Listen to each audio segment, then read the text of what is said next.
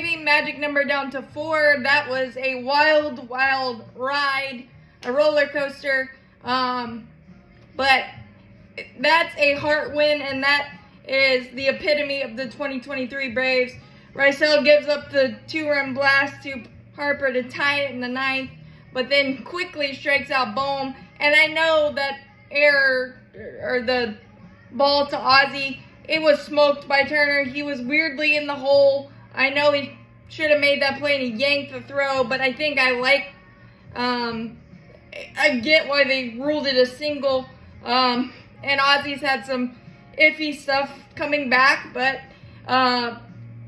KP, after not pretty much being in the witness protection program for 12 games, goes against Alvarado, who throws a million miles an hour, bolt up the middle with the place runner at second, and then Orlando, 2-strike double, really, really big, and then Kirby Yates comes in, gets Bryson Stott to ground out perfectly to Riley to start it.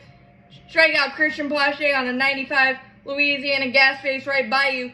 Here it is, hit it type of pitch, and then Larry Vanover wanted an extra pitch. He was interesting today, we'll just say that. But he was able to get Nick Castellanos to strike out on a nasty split to end the wildness. But this game had everything in the kitchen sink. You got Austin Riley, triple inside the park homer to get us on the board. K bobbled it, and Riley never stopped running for 1-0.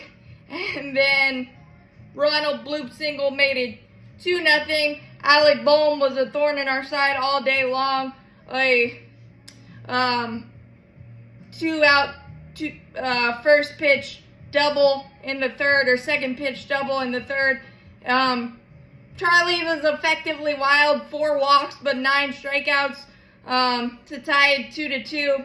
And then in the 5th, the Braves got a 3 spot with a couple of hit by pitches, a smoke double by Ozzie to make it 3-2, and then a shopping in the gap double by Matt Olson. RBI King continues to mash into the gap, 5-2. And then in the bottom of the 5th, some weird stuff. 2 singles with 2 outs for Schwarber. Soft contact, perfectly placed. Smoke single by Harper, first and second, 2 outs. Boom, RBI single off the tip of Ozzie's glove. And then Bryson Stott hit a ball to Ronald.